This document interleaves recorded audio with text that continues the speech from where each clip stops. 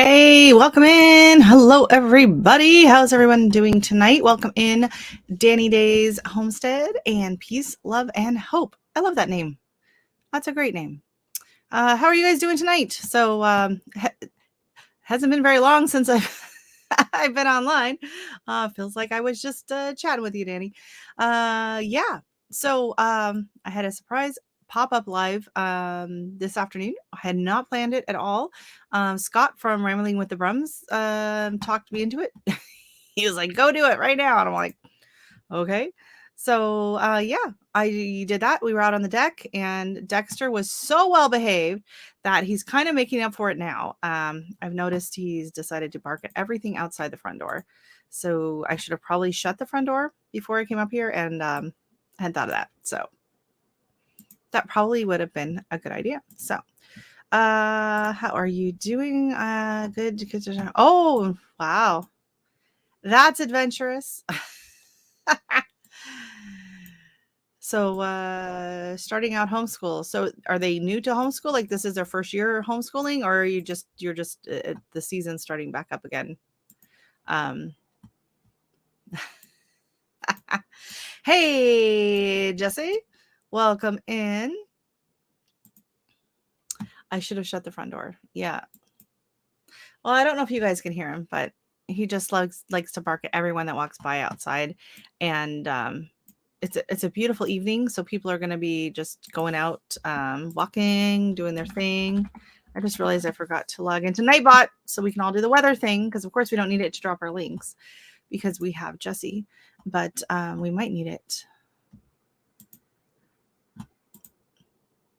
Thank you very much, Jesse. That is my baby lock, Elizabeth, and she's a beauty. She has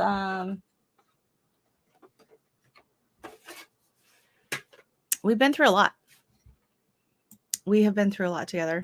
Good times and bad times. So the other night, my daughter, I think I mentioned it. So Saturday night, my daughter, we got home from work and she was going to the beach the next day. And she asked me, "Mom, can you make me a new swimsuit?" And I was like, "Yeah, I mean, she's 13. It's that age where you kind of want, she couldn't really find one of them. And the other one's not, anyway." So I said, "Okay, so which one do you want?" So I have, a handful of swimsuit patterns, and now she's in like the small range of adult patterns.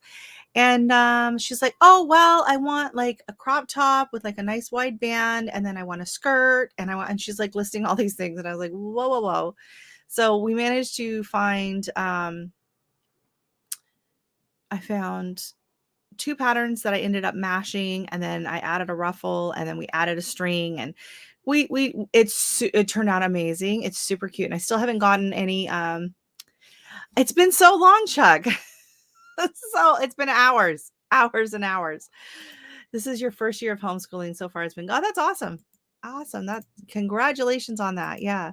Hey, CB, welcome in. How are you doing? So we made the swimsuit. Everything turned out great. And that is way too much swimsuit for me. And hey, treasure woman, how are you? Welcome in. And so then the next morning, so I was up till 10 o'clock sewing this thing, and I added a ruffle onto the skirt, and then we added some ruching, and it turned out so cute. I was like really, really pleased with it up till 10 o'clock getting this thing done. And then Sunday morning, I get up and I have to go to work, and I had bought these pair of work pants and they were just too loose around the waist. And so I come in here, and all I was going to do is just sew a piece of elastic into the back of the waistband just to tighten them up. You want this thing jammed up so many times. I had to take it apart. I was so frustrated. I was like, really? Like, but I was so grateful that it hadn't jammed up on me in the process of making the swimsuit, because then she wouldn't have had it to wear to the beach on Sunday. Hey, Anne, welcome in. How are you doing tonight? So I did bring in Nightbot. So if you do want to type in the word weather, so I don't know if it's going to work. We'll type in the word weather and then your city, or whatever city you want to know about. So we'll see if Nightbot is into the chat yet, because I really want to brag about my weather. Oh, yeah. You see that?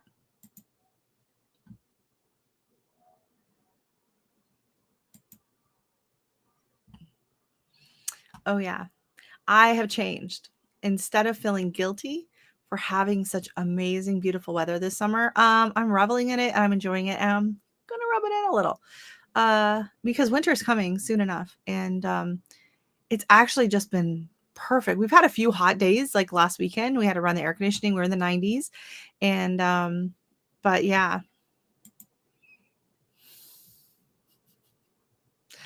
Oh my gosh. 48%. All right. All right. So at least it's not super humid.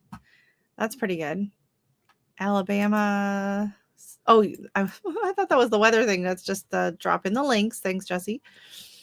Uh, oh no. Where are you? Where are you at? What location are you at? Peace, love, and hope. Um, we had a ton of rain last year, and I ended up with blight on my tomatoes for the first time. So I'm hoping to avoid it this year. I got to go and spray them down with the baking soda. But we have not had as nearly as much rain as last year, and I don't think as much rain as normal, but we did get some this week, so it hasn't been bad. We've had some rain on and off, but just enough to keep the grass from being totally dead. But there was probably 2 or 3 weeks, like our neighbor's grass, like he doesn't water anything, and it was just like white, like it was dead. Um, Hey, welcome in, my Cape Cod life. How are you doing? Good to see you. And the Crouch Ranch, welcome in. Hopefully, you are enjoying and you're settling into your new life in Missouri. Missouri, yes. I was watching some of your videos today. I didn't get a chance to comment on all of them because I had it running, but I will go back. The weather in Purvis right now is 70. Oh, that's perfect. Beautiful, beautiful evening to be out for a walk. Yes. Southwest Virginia. Okay. Oh, yeah. Yeah, the weather is just crazy. It's either pouring down rain or desert or super hot or super cold. Oh my goodness. So, yeah, so on my pop-up live this afternoon, I was talking about my love for all things itty bitty, super tiny, and crafting. And so, as a crazy person that I am, I decided I was looking all over for ornaments for my Christmas tree that were garden related because I love Garden Answer, and Laura was gifted this beautiful greenhouse ornament. And I looked online, and the ones I saw were either way too expensive or not available. And I was like, I couldn't justify paying that for one ornament. So I thought, you know what? I'll make my own. And so I had thought of all different things. What can I use? And I could use like some plastic or whatever. And then I realized, oh, I could use clear shrink inks. So I downloaded a gingerbread house pattern and I traced it onto the shrink ink plastic and I scored the lines. And hopefully you can see the details. I do have light coming in the window here. And I drew on it. I drew little plants and I drew a little potting shelf on that side. And then this side has some more little plants. And then this side has a bench and a little hanging but flower basket. And then you put it in my little logo. And then you put it in the oven and it shrinks down and it shrinks really wonky. It does not shrink evenly, especially when they're really small pieces. So then I was struggling as they're like melting and curling, trying to flatten them out, but it turned out all right. But I thought I can do better. So then I did another one. And then this one, so I was talking about the fact that I had gotten into making clay thingies, little tiny things of clay with clay, for like mini tiny indoor fairy garden type things in like a terrarium. A few years ago, I made these items, and then I did use them, but I'd been kind of saving them for the perfect thing, and so then I made another one. This one's a little bit smaller. And so I was able to use the clay items. So I don't know if you can see too clearly here, but here is the wheelbarrow on the end here. And we have a broom here. I made a shovel here. And then this was originally a dock. I had made a little boat. Oh, there's a little planter there. So this was supposed to be a dock. So I changed it into, I just glued it onto the front of it as a little porch. And then inside you can see there's a little planter. I made flowers with colored paper. So you can see all the plants. There's plants up on the top. They're 3D. They're all made with colored paper. And then inside, I'm just really fighting this glare from this window. Here, let me just shut the curtain. Hold on. Sorry, my leg. Pull the curtain. Shut the curtain down a little bit. I'll go the other way. There's a fly on the other side of the curtain that's trying to get in the window. My foot's caught. Sorry. Now I gotta get comfortable again. Okay. So then inside, there's a hutch. There's like a little hutch here at the back. And there's a couch and a table and a chair.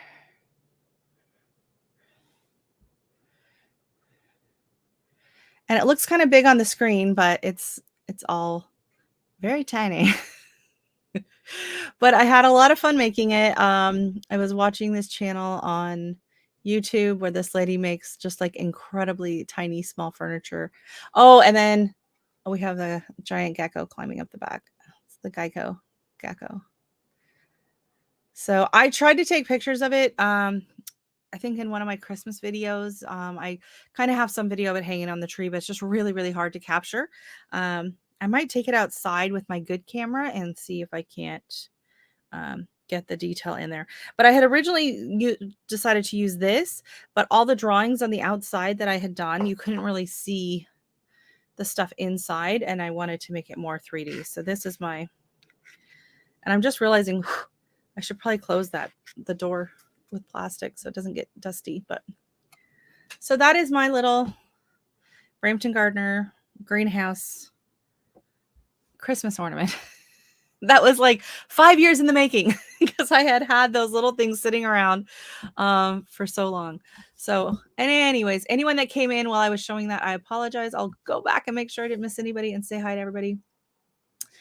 Northern Girl Hobbies. Hey, where's that pug? Hey, he was on the live earlier this afternoon. You'll have to go watch it. He was doing Zoomies, and he brought his friend over for a play date this afternoon. And so we'll have probably a video short going up tomorrow of him harassing the other dog.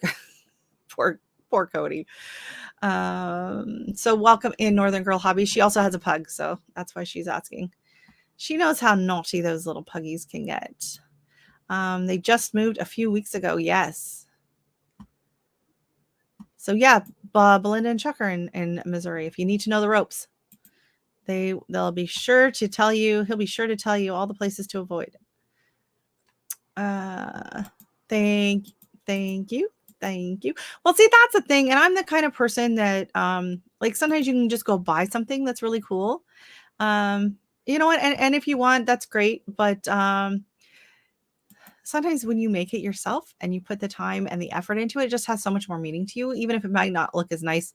Like it's not as fancy as Laura's, but you know what? I like mine better because I don't know. It's just fun. So this is the fun, the energy that's going into these houses out in the back. My husband cannot understand it.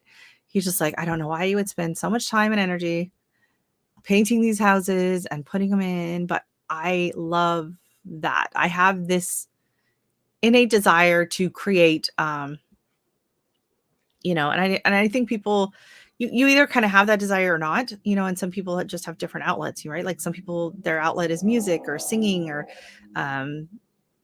you know, I don't have that talent, right? So I had to find my own ways of expressing my creative side because I can't paint, I can't draw, I don't have any of those things. So my original craftiness was basically anything to do with a hot glue gun and scrapbooking and things like that, right? So about 4 hours. We used to live just north of Columbus. Okay, cool. You guys found some new neighbors. You're Tupelo? I don't even know how to say that. Thank you. I appreciate it. Yeah, very detailed, kind of borderline crazy, but whatever. Brampton Mini Homes and Gardens. I love it. That might have to be the title of my final video in the series. I love it. Remind me. Um, that's good. So I'm doing parts of the series. So I did phase 1, which was ripping out, pretty much all of the plants that were in the front, clearing it out, and then kind of landscaping in again. But I haven't gone full on landscaping. I think I might pull those giant coleus that I showed you in the pot out back on my live earlier this afternoon. I might put those out front, like kind of like one on each side and one between the houses, kind of like trees. We'll see. I just don't want to kill them because they're so gorgeous out there, but they're not doing, they're just sitting in a pot on the deck. I'd rather them be where people could see them. Oh my God, they're such brats. Oh my gosh. Oh, I would, well, see, the thing is they're just not like, I would have to get better at the gluing, because the gluing is a little messy. And I can't remember if I used the hot glue gun or if I used, it looks like hot glue. I probably should have used like a 2-part epoxy with a little fine tip on it or something, but I don't know. It was just something my daughter and I were doing. She ended up doing a bunch of stuff with Shrinky-Dinks too. I know Shrinky-Dinks are like from when I was a kid, but they're awesome. They're really fun. So we've done that at a few different birthday parties and stuff too. Everyone gets to just, they get a half a sheet of Shrinky-Dinks, so they can do whatever they want. They can make something big, they can make something small, and then we turn them into keychains and things like that. Honestly, I don't know how much you would have to charge. Like, you'd have to get better at it and more assembly line. And like, I wouldn't be able to go into that much detail. I absolutely love making the plants though out of paper. Oh my God. A few years ago, my daughter had this assignment. Tupelo.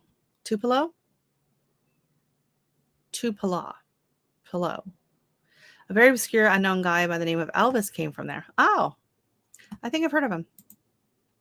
Time or two. Oh, thank you. Oh, thank you very much. The Macs live in Brookhaven. Wow, there's a lot of people from there. We drove through years and years ago, and it was absolutely beautiful. The countryside. We were pretty much on Highway 10 the whole time, but it was so pretty. Like, no one really talks about Mississippi that much, and it was just beautiful. Oh, you know what? I want to go geocaching. I want to go so bad, but I never had data on my phone because I was always too cheap for that. So I always just have like the super cheap basic cell phone plan. I never had data on it to do the geocaching, but I have data on my touchpad, and we were actually talking about that when we went on a hike 2 weeks ago. My daughter, we took one of her friends and we went on a hike, and we were talking about geocaching, and she'd heard about it too, but my daughter was like, what are you talking about? So maybe we'll have to go geocaching. That'd be fun. And that'd be fun, something fun to leave behind with Brampton Gardener on it at YouTube. Get some branding in there. That'd be great. Being as I live in Brampton, people might actually be like, what, who's that? Hey, Lori, welcome back. Welcome back to the chat. So I was talking about that earlier on my live. And then I was also talking about, oh, I wish the sun was shining through right now. Let me see if I can get it to shine through. Let me see. Because the color on this is so pretty. I can't, I'm going to break my curtains and my serger. There we go. Like, it is so pretty. It is just, it's almost the color of my lipstick. So this is my crabapple jelly, and it is my first time ever canning anything. So I haven't even taken the rings off of it yet because they were all supposed to be sitting for 50 million hours on the counter undisturbed. So I've left them all there. I haven't taken the ring off or anything, and I got to double check all of them have whatever. But I did check. They they're not popping. So they sealed properly. Oh, that was fun listening to them go boop. So now I'm a canner. So that's cool. So it's absolutely beautiful. And thank you. It is from the neighbor's tree across the street. And I promised you guys some pictures. And I'll find them. I forgot to have them prepped and ready. It's absolutely beautiful. I don't know if you've ever seen, like, crab apples in bloom are stunning, absolutely gorgeous. But the actual apples are really, really pretty as well, because they sit in all shades on the tree, from like a cream, and then there's green, and then there's all shades of pinks and purples, and it's just absolutely beautiful. So I will find that. But first of all, I was trying to find the my mini fairy gardens, and I don't know what happened to the folder that I had downloaded specifically for this, but it ended up going somewhere else in my Google Photos. Google Photos has let me down. Let me see if I have it on just my I downloaded it in the other file. But hello, Janet Homestead. Where are you? I'm right here, and so are you. Welcome in. Actually, where are you? Are you in Missouri by chance? Everyone else seems to be from Missouri tonight. Oh, Belloop. What's up? How's it going, buddy? The new king of lives. That guy's live all the time. Every time I come on. And I was like, oh, I should do some pop-up lives. And then it's like, I go to do a pop-up live, and it's like, oh, Belt Loop's on. So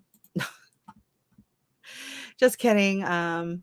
No, I did want to do some more pop-up lives. It's just, it's just hard when you're a mom and you want to spend time with the kid, and you just, I don't want to like be, YouTube taking over my life. And then we've been super busy with work. We worked holiday Monday last week, and then we worked Friday, Saturday, Sunday, like out. It was like over an hour drive each way, and just kind of exhausting, right? So nope, I did not download the pictures of the crab apples. It's on my Instagram. Oh, it's on my Instagram. Haha. I can share that. All right, let's go to Instagram. And did you see the video of Dexter in his bed, eating his bed? Yeah, that was.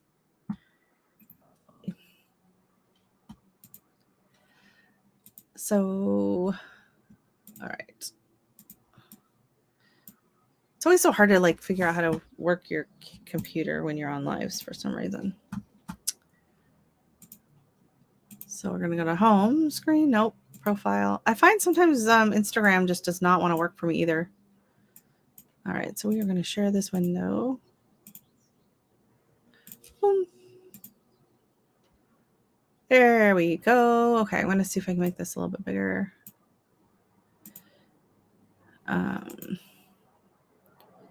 always try to make the screen larger, but. And now I'm just realizing that I shared it to my stories.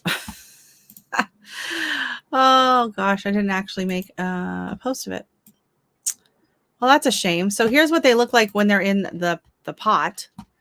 So they look exactly like apples. They have the exact same core, the exact same stem, the exact same seed. It's just they're like the size of a cherry. For those of you that have not mini fairy garden store, don't even start with me on that, Jesse. That's like my I obsess about that website. I go on there and I drool. But everything's so expensive. Yeah. I leave the rings on my jam and jelly. Oh, you're not supposed to do that. I don't know. That's what everybody says. I don't know. I always figured I needed a reminder. So when I think about it, mention it about the oh, thank you. Yes. Sometimes I forget the thumbs up until someone mentions it in the chat. And I'm like, oh, yes. Getting back in the garden. Have a great night, everyone. Thank you so much for stopping by. I really, really appreciate it. And you're probably familiar with crab apples where you are. But I know a lot of people in the South are not familiar with them. So yeah, they taste like a cross between an apple and like rhubarb or cranberry. They're very, very tart. But they got a nice little punch of flavor. And if you add enough sugar, they're edible. Oh. Yes, I'm like so close. It's It's so frustrating. I'll log in and I'll be like, oh, I only need like 99 hours. And then the next day I need 120. And then it's like, I need 95. And then I need 130. And then I need 100. And then I'm just right in there. I'm losing hours from last year. And then I'm just bouncing around. So hence the double lives today. And I'm hoping to try and go live again. Maybe not tomorrow. I don't know. But maybe on the weekend. We shall see. Maybe a Saturday morning or something. But you missed everything. No. Oh, I would just here. Oh, my neck just cracked. Did you hear that? I was just showing everyone my crab apple jelly. You have to know about crab apples too, right?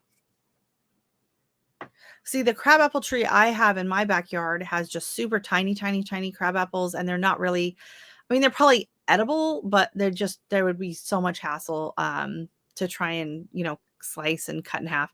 So these ones, you just basically cut off the blossom end and then cut them in half. And I mainly cut them in half just to make sure that there's nothing inside that shouldn't be there.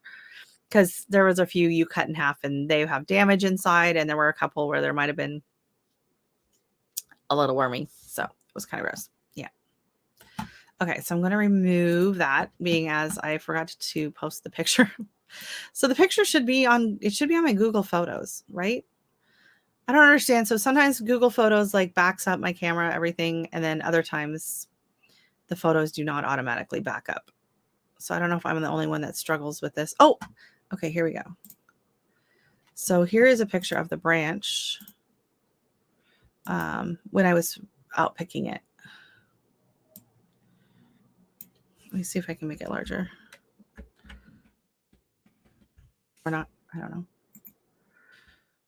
So this is, I mean, they're in all shades of ripeness.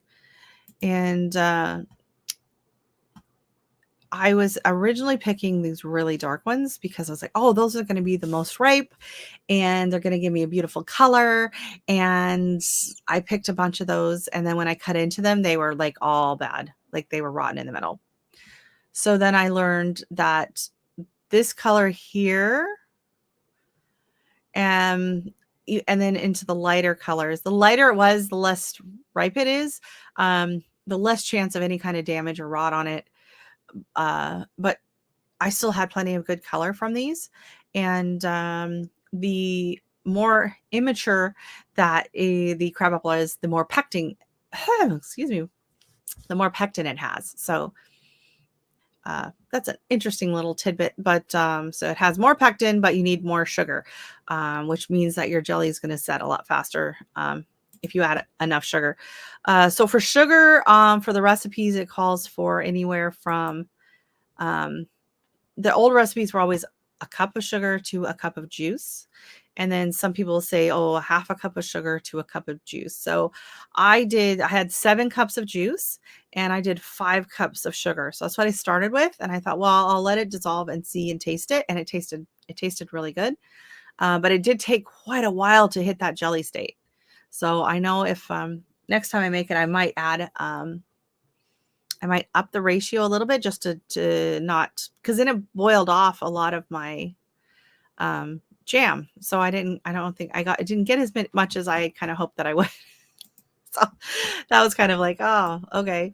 Because it was just simmering and simmering and simmering for so long. And I didn't want to add water because I didn't know if that would throw it off, or I don't know. But it took quite a while. So it hit jelly state. It was like, what, 219, I think it was saying. So I was checking it on the thermometer. And then I checked it with my hand as well. So, I mean, not my hand. I meant like by hand, like with the spoon, not like sticking my hand in hot jelly. I did not do that. Trust me, I did not do that. That would have been very, very painful. Yeah. But so I made the jam before, the jelly. Sorry. I had made the jelly before 2 years ago.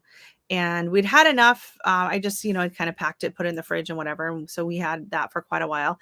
And then last year I was all excited. I was like, oh, we're going to get more jelly. I can't wait. I didn't really notice much in the way of crab apples. And so I didn't really see them over there. It bloomed okay. But this year, the blooms on that tree were absolutely magnificent. And it is just chock full of crab apples. And so I was waiting to ask her for when she was home, but she's at work and it's hard for me to catch her. But a lot of the neighbors have been out harvesting off of her tree, and apparently it has some very good medicinal properties. It's used a lot in like Indian medicine. They use it in it's supposed to be good for like fevers and as an antiseptic and whatever. So I think they make like chutneys or tinctures or something with it. Because I was mentioning it to my friend. We went shopping the other day and I said something about these ladies are all over there getting them and I got to get there before they get them all. And she was like, oh, for what? I was like, crab apples. And she's like, oh, crab apples are good for something. What are they good for? What are they good for? And I'm like, I don't know. She's like, oh yeah, there's something like traditionally that they make crab apples for. So I was like, I have no idea. But I did look into it and it was saying, yeah, things like it's an astringent, it's an anti-inflammatory, an anti-fungal, anti-whatever. And it's supposed to help with all different kinds of things. So, but I think any of the health benefits are probably negated by the amount of sugar you have to add to it. So I don't know. I'm wondering if it's a kind of thing where if you could, like, could you dump in dates? Like, I think the flavors would go well with like crab apples and dates. But is there enough like natural sugars from dates that would set the pectin? Or would you then like, or you could, you could always add pectin to get it to set into a jelly. Does anyone know? Does anyone know? Has anyone tried this? Hey, Scott, how are you doing? Thank you so much for coming in. And thanks for the live idea and pushing me into that because I was just kind of sitting there. I just come home from work. Well, I come home from work and then I made lunch and I just sat down to relax and my hair was in a bun. I was in my work clothes. I was like, you want me to go live now? I was like, oh my God, I got to change. I can't go live like this. Okay. What's Beltloop wondering about? I don't know what he's wondering about. I see a lot of familiar faces here. Great to be here for my first time. Oh, welcome in, Mike Pierce. I've seen you in other people's lives. Glad to have you here. So yeah, has anyone made because that's the thing is like I love jams and I love jellies, but when you buy it at the store or whatever, you think, oh yeah, it's got sugar in it or whatever. But when you go to make it yourself and you see the crazy amounts of sugar you have to put in these products, it is a little off-putting. I don't know. I guess I'll have to look and see if there's any kind of like, and I don't like sugar-free stuff, but I do love dates and dates are very sweet. I can't see, usually do freezer jam for that reason. For the setting or, I'm not sure what reason. I've done freezer jams before and, I mean, that's usually what I would do, like with the apple and then the Garden Huckleberry jam, which I can't wait to make this year because I'm actually going to can it. But yeah, honestly, water bath canning, like I was so nervous about it. I don't know, just like I just had been kind of so overwhelmed thinking about it, but actually like it was actually really simple. It was easier than making the jam. That's for sure. Oh, okay. So you can use less sugar. 4 cups of fruit to 1 cup. Well, see, that's the thing is crab apples are so sour, right? It's like a cranberry. And sugar is part of the preservation. Yeah, and I'm just wondering if in what dates sea buckthorn honey lemon was the only and best jam I made. No other ingredients, and it made an awesome jelly. Wow. Sea buckthorn, honey, and lemon. That is very, very interesting. There are lower sugar recipes. Well, I've seen where they say like low sugar. Was it? Oh, welcome in, Raquel. I didn't even welcome you in. Sorry. I've seen where they have like low sugar pectin. So it's a pectin that reacts to less sugar, I'm assuming. I mean, I haven't made a ton of jams and jellies in my day, right? I haven't. I've made a handful and that's about it. So, oh my goodness, I finally found some of my mini fairy garden stuff. Okay. So back to the fairy garden. We're jumping around tonight. Oh, okay. So these are some of these things I didn't necessarily make, but I had bought for the fairy garden. And most of the things I buy are either going to be from the dollar store or on like sale at Michael's. So this was my fire pit, which was just a candle. I found the cutest little broom. I think it was like in the Halloween decor. And then these are the chairs that I made. So I made this little chair out of the popsicle sticks, and I didn't follow a pattern or anything like that. I just I kind of laid them out and used hot glue and burnt my fingers and all that. So I had the chair, and then I have this little swing that I made. And then we're going to go this way. So here's kind of the layout from the top. This was me just kind of deciding how I was going to put it into the thing. Oh, there's the yard. Okay, so this picture is from like 2005, maybe. So this was like I just had the gardens were very I gotta find where the pointer is that you can see it. The garden was just like this down the side here, and then like here and this section down here up until 2020. So 2020 is when we came in and we changed the beds from going in here to coming out here, and then it comes in here and then it comes out here again. So we kind of just did the reverse of this, and then over here we did the reverse of this. So now we have the pathway coming through it.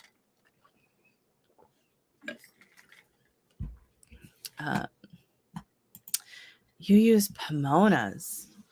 I've never even heard of Pomonas. I was knocked off your friends list, and I don't know why. I was watching you earlier. Me? You have a friends list? That's weird. If you for the sub, yeah, okay, I see what you're saying. Yeah, I hate when they do that. If you use the Pomona's pectin, it usually calls for less sugar. Oh, okay. Yes, thank you, Jesse. Awesome. Thank you so much, Nicole. And I've been running Jesse's. This is kind of scary just clicking on the next picture because I don't know what's coming next. So these are close-ups. This is actually an Inukshuk that I bought at the dollar store, and I actually still have it. So here's the chair, and I can't remember if I painted them or not. I don't think I painted any of it the first year. And then there's the Inukshuk, and oh, my cold frame. We all start somewhere. Here's my little plants out. Oh, oh, oh, these are back to the what? How is this in the same time period? Okay, hold on. I gotta see if I was doing a lot of Bernie memes back then. Oh my God. Okay, just a second. I gotta shrink this page down. It's so big I can't see anything again. So it didn't actually show the actual when I actually put it in the fairy garden though. So I'll see if I can find it as I kind of just scroll on through. Sure you remember? Do we have something to worry about, Rochelle? Always. Who knows? Who knows? Oh gosh, I'm just looking back. It's so crazy when you go and look back like at, your garden or your oh my God, there's Gizmo when he had his head thing. Oh my God, he had this horrible infection on his head and a scab, and he scratched it off, and then they had to shave him, and it was all red and gross, and we called him Zombie Dog. It was terrible, and then he got a really bad yeast infection from it, and he was on antibiotics. It was miserable.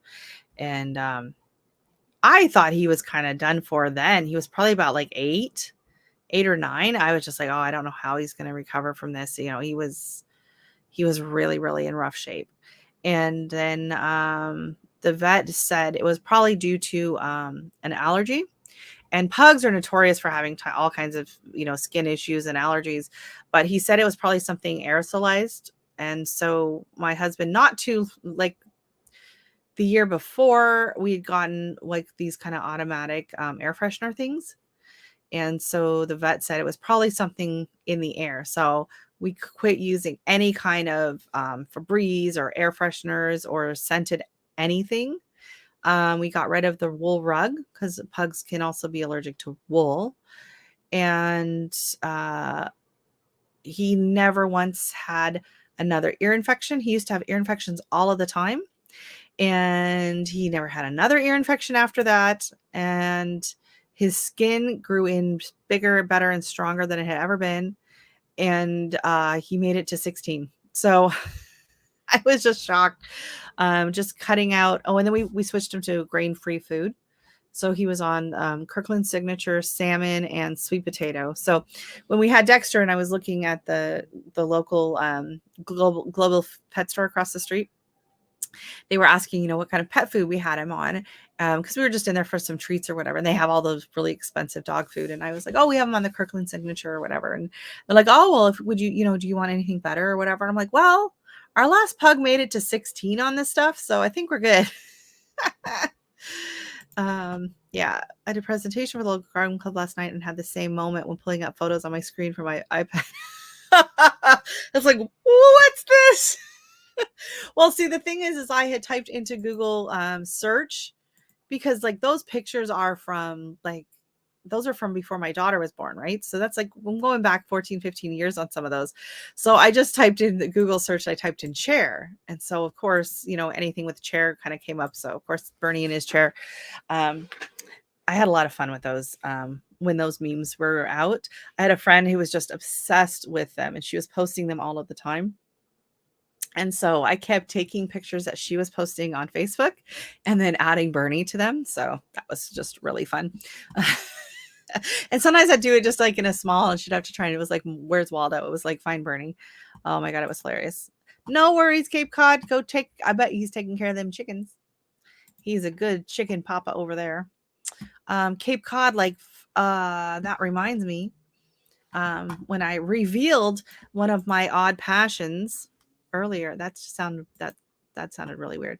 My interests, maybe. And that's for garden trains. And y'all didn't act like you knew what I was talking about. No one knew about garden trains. So I'm going to show you. So Cape Cod is the one guy, I watched quite a bit of his. But there are these different, I love this one too. So here, I'm going to just pop it up on the screen. Hopefully they don't mind. Add to stream. Oh, this one. Okay, so hopefully there's not an ad popping up. Okay, we're just going to skip. Oh no. Oh, it's in Portland, Oregon. Oh my goodness, my hometown. The Christmas tree all my life through college. I had to put it aside. Medical school, started playing small trains. We had a club in my garage, medical school.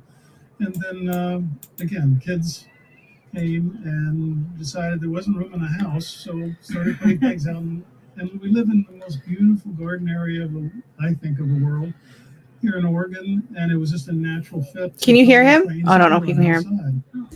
About 25 years ago, they started making these trains that were big, about the size of a loaf of bread, and they run beautifully outside. The track is durable. It stays in place all year long, and it just evolved from there. Oh, it is remarkable because it's not just the backyard. It goes into the front yard. It actually goes into the basement. Actually runs into the basement for needing more space to turn the trains around and head back up. And the trains I'm subscribing to this. That I like don't run in circles. The train imaginarily runs from a town we call Glacier. It's somewhere in the far northwest, runs to a town we call Bears Paw. And the train in our imagination actually goes from one place to another. But to serve that's the kind of train Nicole was talking about earlier, of Nicole Smith Gardening. She was talking about wanting the ones that she could ride on because she's got enough property. I would love, so when I first started with the houses out front, I was like, and my husband and my daughter were like, no, you're not putting in a train. So never say never. But see, look at these houses he's got out there. They've got buildings and stuff. Okay, but this isn't really, I want to show you like the cab view. Oh yeah, like this. Here we go.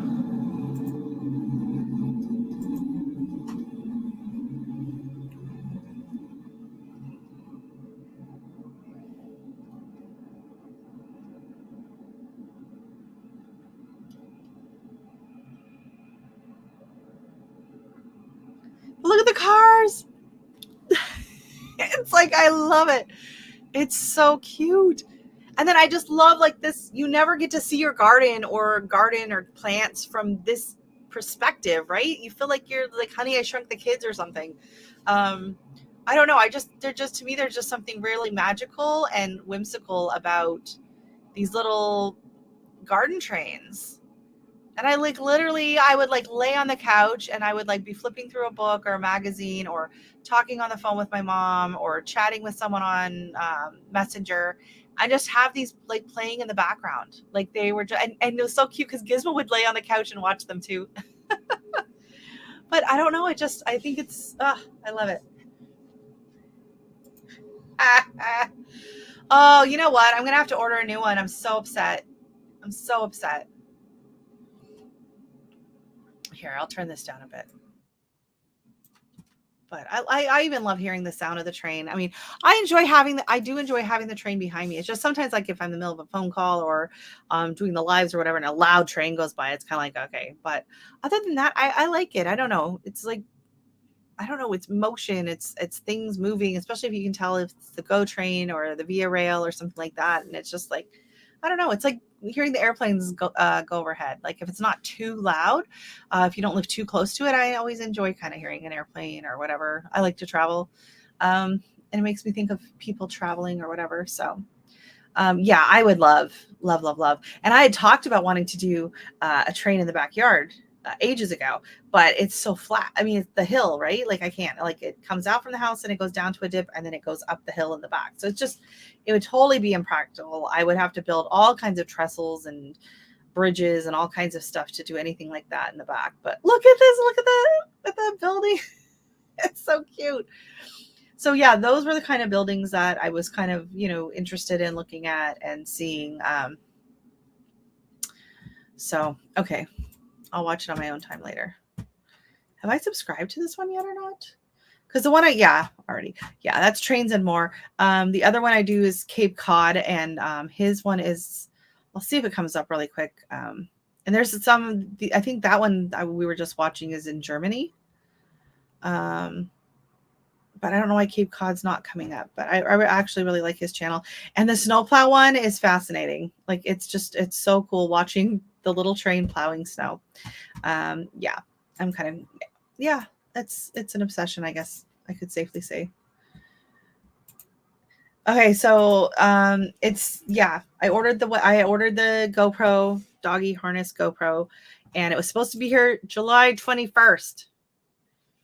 And it says it was delivered and signed for, and I've never seen it.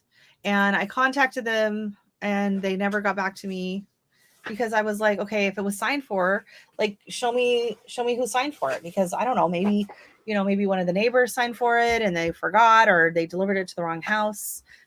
Because that's happened before. They've said that, oh, it's been delivered. And then they'll show the picture and I look at the picture and I'm like, that's not my house.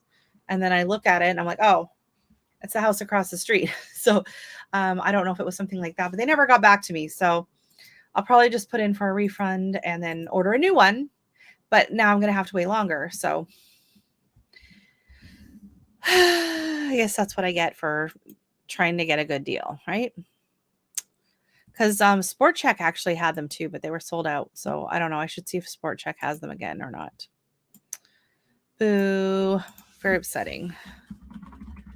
So I'm going to try and pull something else up really quick. But before I do that, I'm going to, where is it at? Bum, bum, bum.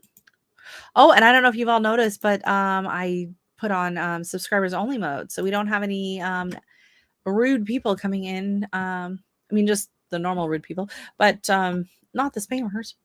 Hey, we actually get it I know. Yes, exactly. Actually, he hasn't. He has not dug in the dog bed again. Only that one. He has not messed with anything. He's actually been really, really good. So I am dropping the link. Well, it's about time.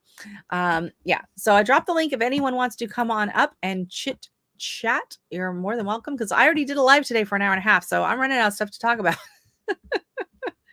There's only so much I've done this week. But I did want to show something. And it was so it's the idea behind the houses that I'm doing for the backyard. So I don't know if I mean, most of you hadn't seen the earlier one. So if you saw my video about the front yard and I'm putting in a little mini, it's not a fairy garden. I don't want to say fairy garden because it's not going to be like that aesthetic of fairy garden, but it's going to be like a mini garden, but it's going to be more formal. Definitely going for more of a formal look with it. So I was just going to pull up, I looked for some stuff on Pinterest, like you do, and they had some really great ideas. So I'm just going to share that, add to stream. Okay. So this is what people do with the like Fisher Price doll houses, and then they paint them out. So I had seen quite a few where they do like the DIY haunted house, which I think is pretty cool, right? Like if you wanted to do a haunted house.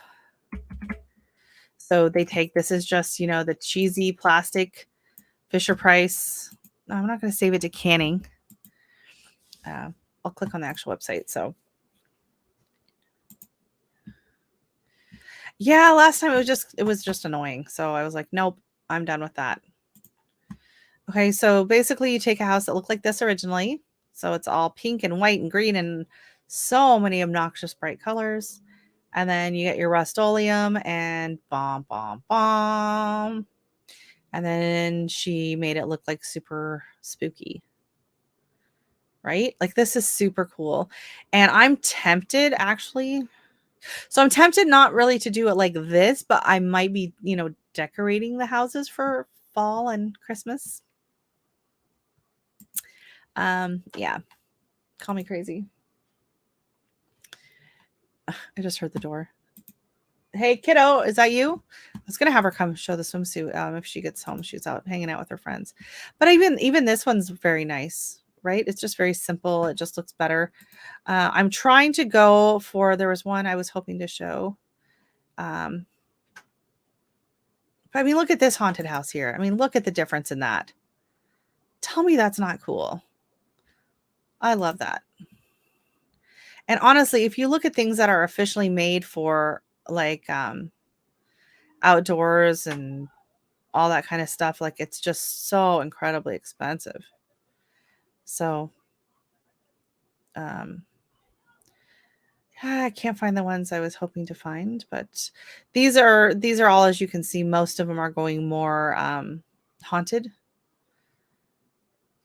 Hopefully I'm not scrolling too fast, but I'm hoping to go more classic or Victorian. There's a beautiful green one, but I gotta try and find the color green that I want. But I mean, yeah, who would have thought you take this, hideously bright, obnoxious Barbie house? I think this one's really pretty. I think they did a really nice job on this one. But this is just for her daughter to play with because I don't think I would do white outside. It's going to splash up and get dirty. But I mean, how pretty is that? You don't realize how obnoxious all these colors are from that. Okay, close your eyes. I'm scrolling to the top. Scrolling to the top. Don't look. Don't look. Don't look. So I think if I click on this one, is this the one? So it's the haunted one. So yeah, Rust-Oleum seems to be the good. I used Krylon and it worked really well. And then, oh my God, look at the food. Okay, stop. That's too cute. That is way too. Oh, see here like this. So this is like, I'm not going to go that detailed on it, but that's more kind of the feel that I'm going to go for. The vibe is going to be more of like a Victorian style house in the front. So color wise, I was hoping to go find the green one. I had it pinned, but I don't know where my pins are.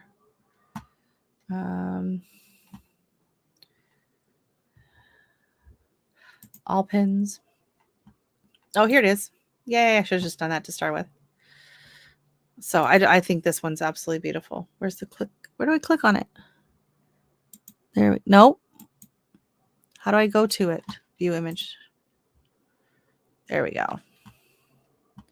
So this is the look I'm going for with that second one. Is I want it to be but I did not have the right shade of green, I don't think. So from this to this, so I want it green with, white trim. And then the black roof's not bad. Maybe I'll go with a black roof because I think I have some black spray paint. So,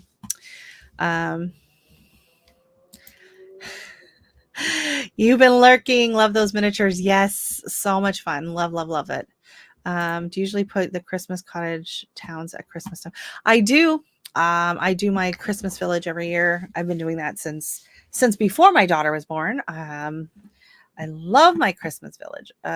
It's so fun. And some years I go all out, and some years it's, toned down. It just depends on how busy I am with work and my motivation levels and what I've been doing. But yeah, I'll show you. Hold on. I love anything craft or video or anything like that related. So let me pull it up. I think I can show you from last year. Holy moly, do I have a lot of videos. Oh my goodness, I'm scrolling back. Oh man, I have done a lot of videos. So here we go. So here's my tree. Okay, so I'm gonna try and get it larger. This is the train. Got smaller. This is the train that is in the tree. Like it goes around the middle of the tree.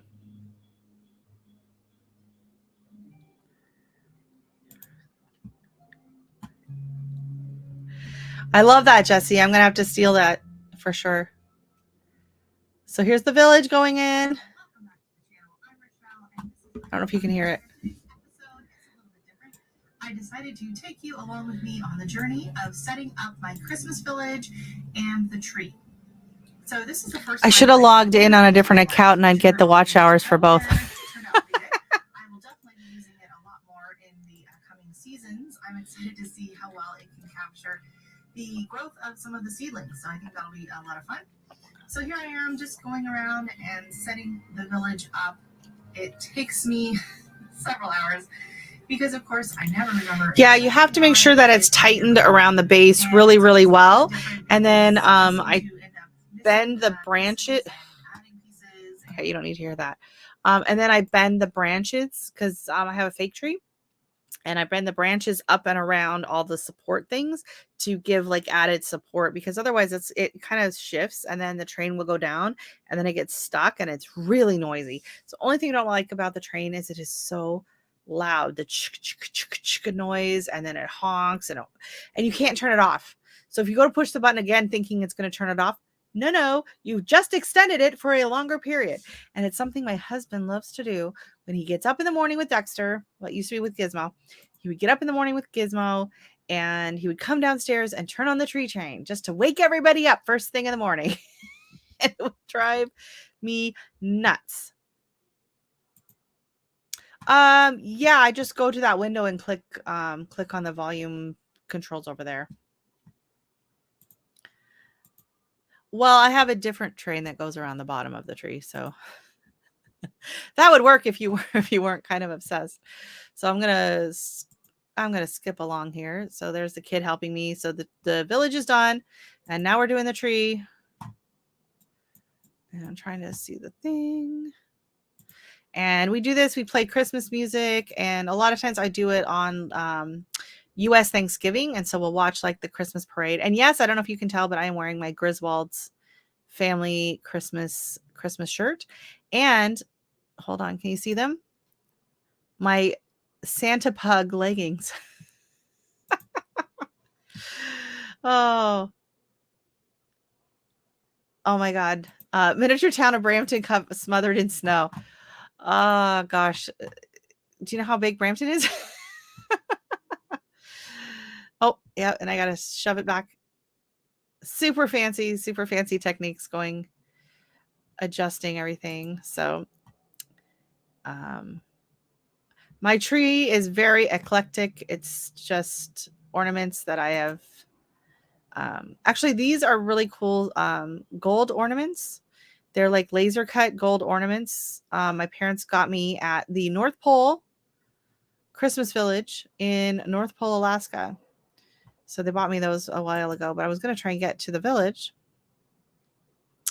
There's the train again. And then I have the other train underneath. And then I actually have an HO train that my husband's uncle gave us for Christmas years ago. And sometimes I would put that in the village, but I don't have room for it to actually run. So it'd just be part of the track showing with the train on it. Because my husband won't let me ask the neighbor if I can, punch a little hole in his wall to finish the track to go around in a circle. So, men, right? Yes, I have a few different kinds of pug leggings.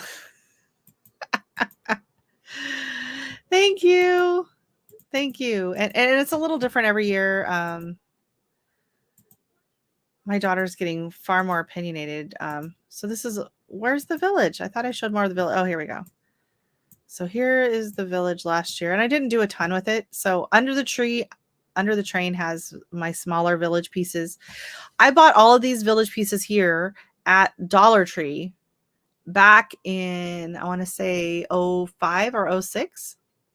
Did I never show the village? When did I show the village? No. I never showed the other village, the regular size village. Oh, here we go. Okay. So these are the pieces here. A couple of these that I was going to be using outside that I have changed my mind because they're just way too cute. So my dream one day, I really am looking at they have the merry-go-round. They have the carousel. I really love the ones that have motion in them, but they never go on sale enough for me. So I'm always keeping my eye out for that. But thank you very much. So I'm not ready for Christmas yet at all. I know people were doing Christmas in July and stuff, and I was just like, nope. Hallmark was playing Christmas movies. I'm like, nope, absolutely not. Can't get there. But come November, I will be on board. Yes, give me everything. I will be decorating my mini houses out front. So I am excited to decorate. I don't really decorate much for Halloween around here.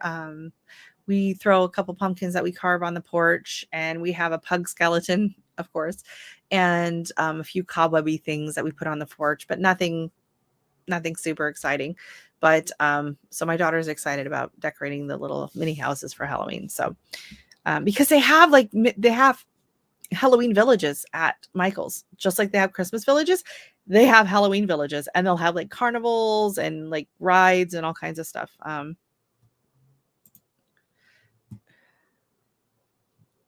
Oh, you don't want me to give away any secrets? Hey, Bunky, welcome in. How are you? She came in just in time for the Christmas stuff.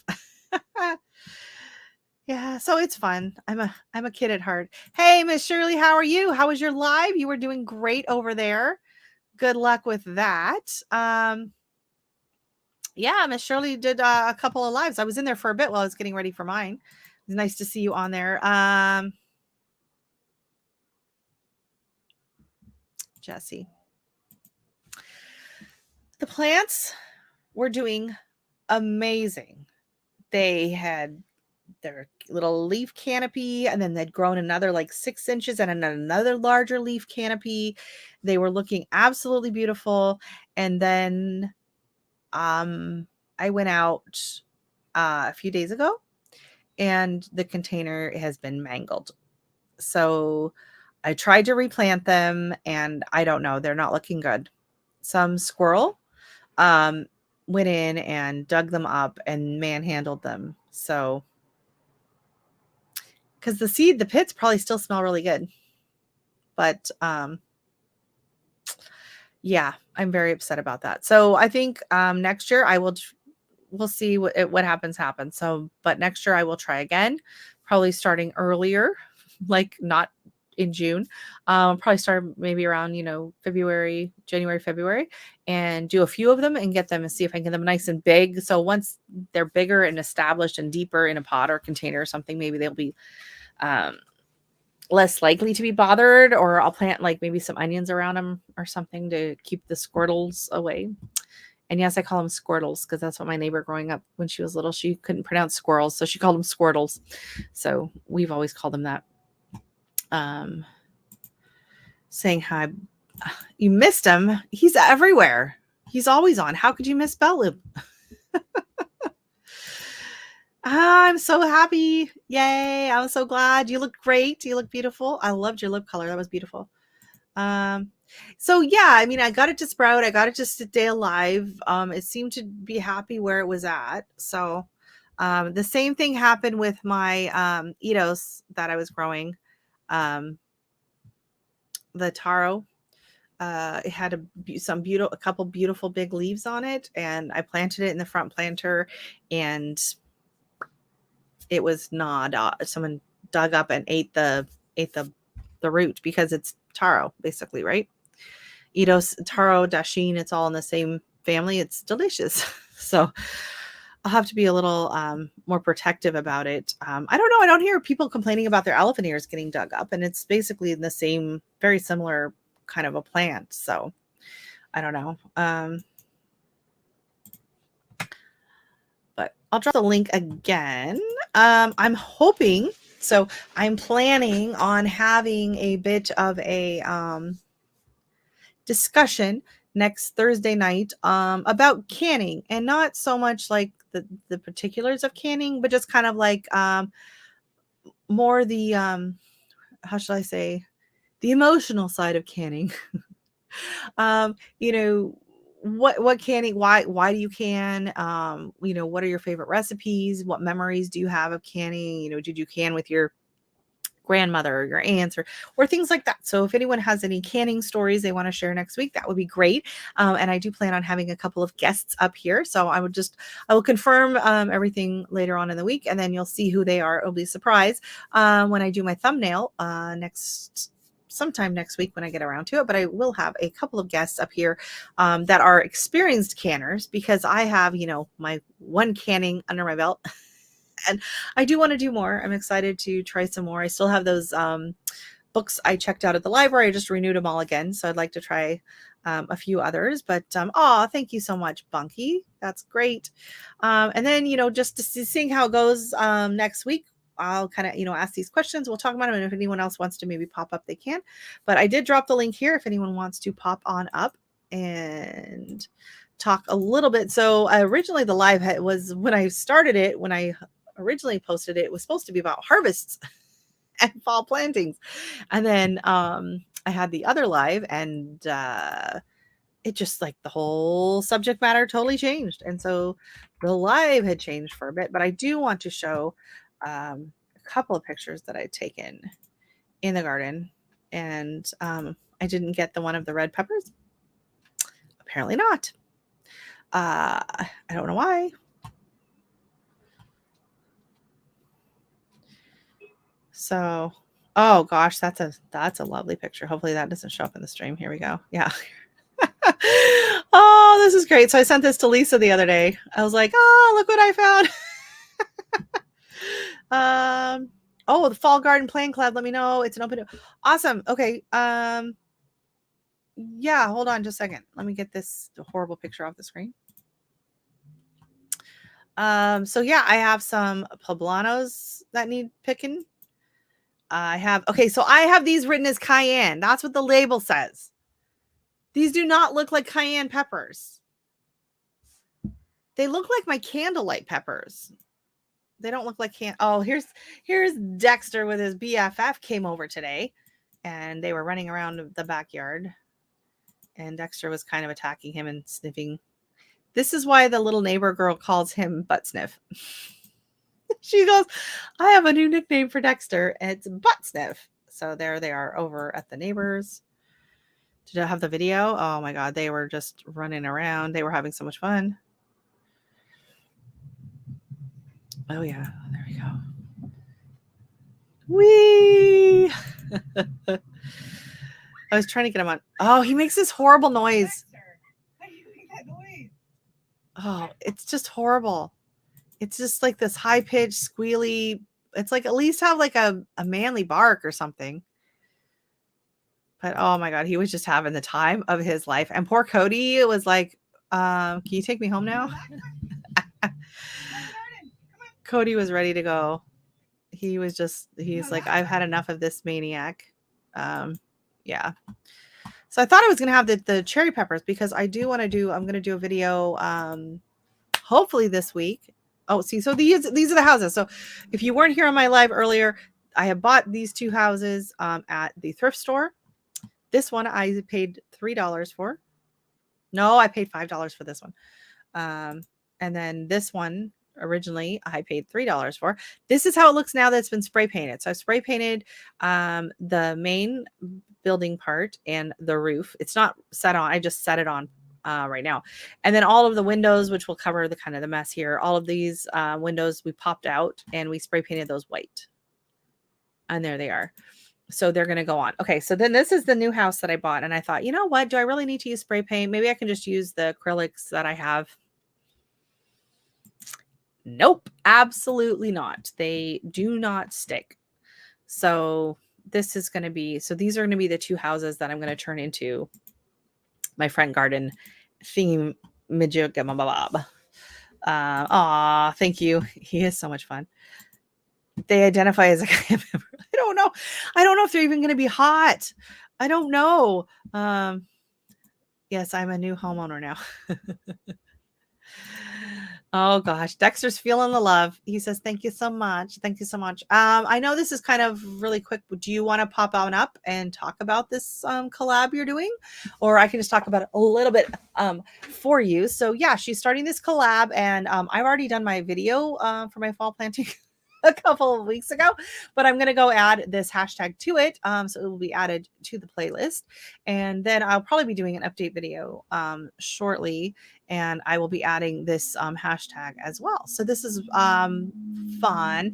I don't know, like anything fall garden related, I'm assuming, right? Like the planning or the planting or whatever. Because yeah, there was a lady, Suburban Homestead, no. There's like 2 or 3 different channels that I follow on Instagram that are either urban or suburban homestead. And I can't remember.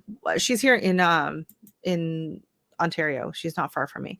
And so she was asking, she's like, do they sell fall starts at the garden centers? So everyone there is like, oh, you know, and down in the South and other videos is like, oh, they're going to the store and they're buying their fall starts. And I was like, nope. I have never ever seen fall starts here in Canada in the GTA. The closest thing I've ever seen to anything like that would be mums. Fall mums. It's the only thing I've ever seen.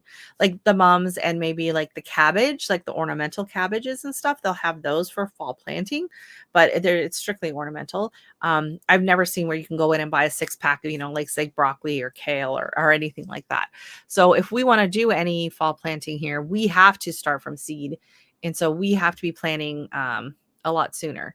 And I don't do any indoor seeding after the spring and the planting because I take down my grow lights and all of that because it's in my bedroom window. So as soon as they get all out into the greenhouse, that gets taken down and put away until next year. So I don't really even have a place. I mean, I guess I could start a few in the living room window. It would get enough light now. But you know, we just haven't been too crazy hot this summer. So everything I started out there has sprouted, you know, even the brassicas, the kale, the bok choy, all of that, it's sprouted and it's doing really, really well. So I lucked out on that. And I'm glad I did it when I did. I had planned on waiting a little bit, but I think it was a good call. So I'll have a better chance of things getting to maturity this year than I did last year. But I was really surprised how well they took the cold last year. Even some of my petunias, like we had frosts, we had hard freezes, we had snow, and I still had a couple petunias that were out there blooming like crazy. So, yeah, so anything fall garden planning or planting, I have 2 on the list. Welcome, my cake. Awesome. So I will go back and add that to my, my video that I did on the fall planting with Dexter. If you like Dexter, that was a very Dexter heavy video. He was right up in my business the whole time. He loved it because I was squatting down. So he loves anytime I'm in the garden and I'm weeding or I'm planting or anything like that. He just wants to be, well, he wants to be on top of me. So many times, like if I'm leaning forward, he'll jump up on my back and then he gets stuck. And it's like, did you think this through? How are you getting out of this? Where are you going now, buddy? Like, what were you thinking? Moron. And then of course I'm usually in a tank top or something. He's like scratching me up. So yeah, so that sounds like a great collab idea for sure. Hey, Miss Nikki in chat, how are you doing tonight, Nikki?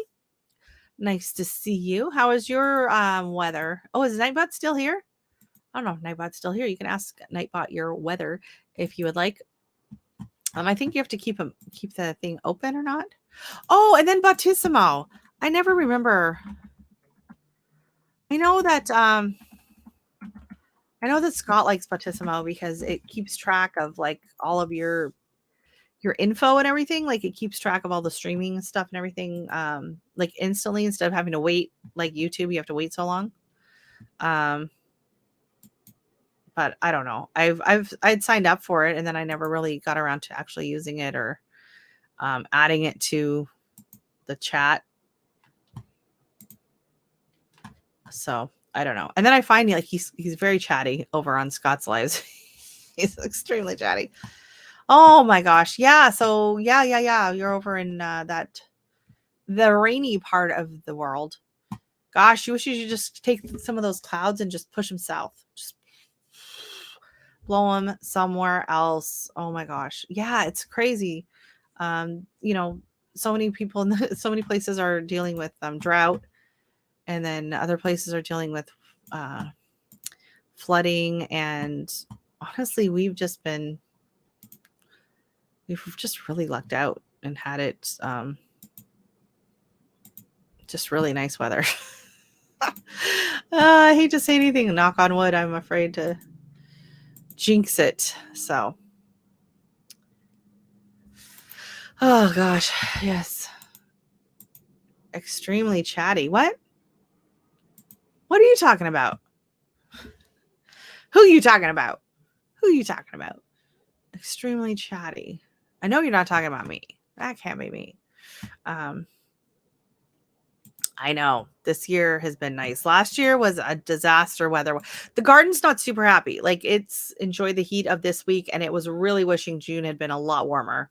I'm happy with the heat, with the weather because it's nice to work in, but the garden could really use a little bit more heat for the plants, especially the tomato plants and the peppers.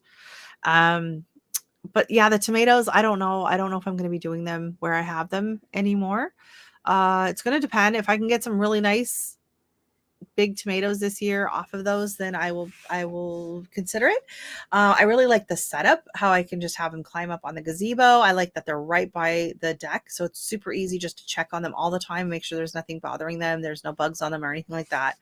But I just don't think they're getting enough sun there because some of the other ones that are in the garden are just going bonkos. So,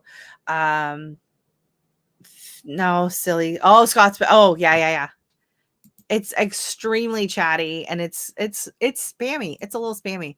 But it does give him good what is it, chat interaction or whatever.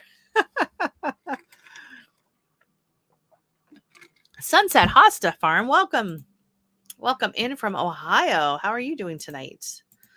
Hosta Farm, that must be fun. Hostas are great. Like it's almost impossible to kill a hosta and they just always look great. My only problem with them is they get too big. So I'm like constantly, I feel like I'm constantly dividing them and moving them around, but I love how easy they are just to divide and move around. My tomato and squash leaves are taking a hit. Too much rain. Oh no. Yeah, I noticed I'm getting some mildew on my tomato leaves. So I did go and I cut all of the ones after my live today. I went and cut all of them off and I didn't get around to actually doing the spraying them with the baking soda that I had wanted to, because I had too many things I had to do before my live tonight. So I will do that tomorrow. I don't know if I'll do that first thing in the morning, or I might wait until the afternoon when they're back into the shade. I don't want to do it when the sun's going to hit them. But yeah, I'm going to have to do my, I think I see it on some of my beans, and the birdhouse gourd needs some help too. Yeah. They are amazing. Oh, has Kiki done an update of her hostas that she divided? Remember, she took like a couple hostas and she like divided them into little tiny pieces, and she put them around like the tree in the front of her yard. I don't know if I've seen an update of that. I might have missed it if she did one. Oh yeah. That's like the only pest I don't have in my garden. way too suburban for deer. Oh wow. Hey, yeehaw. How are you doing, Robin? Welcome in. So yeah, Robin and I we're rooming in Jamaica for Christmas this year, right? Is that the plan? Was it Jamaica? I can't remember where we're rooming. Or were we rooming at your house? Oh my gosh, I can't remember. We were over in actually, yeah, that's who I haven't seen tonight. Usually Kareen pops in at some point. Oh no, that's awesome. So I just looked it up online, and it is 1 tablespoon of baking soda to 1 liter of water. So I'm going to put that in my pump sprayer and spray that on. I won't have a plant to bring on fall. Oh, I hear you. Actually, Indiana Backyard Gardener has a really good video on like the difference. Kind of, she talks about like downy mildew versus what's the other one? There's 2 kinds of mildew, and she has a video on it. Go watch it. I can't remember, but she recommends neem oil, but I cannot stand the smell of neem. Like I will just instantly start gagging. Like I haven't, it just, even talking about makes me want to start. I cannot deal with neem. So I will never be using that in my garden. I can't. Saying you need to put the pester hasta vista. Hasta la vista, baby. Nice. That would actually, that's a great name for a new hosta. I cannot get over how many different varieties of hostas there are. It's absolute insanity. Yeah, I don't know. We'll have to see. Hopefully they didn't die. Hopefully we didn't just bring up a sore subject.